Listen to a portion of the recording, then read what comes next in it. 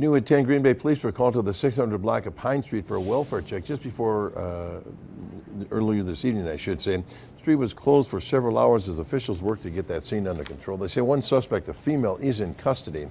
While the incident is resolved, Captain Andrew Opperman says they're still working to find out exactly what happened.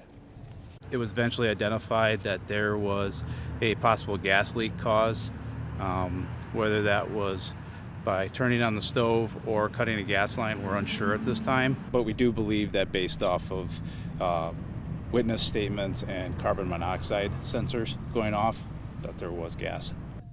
We'll bring you more information as it becomes available to us. Lisa North, final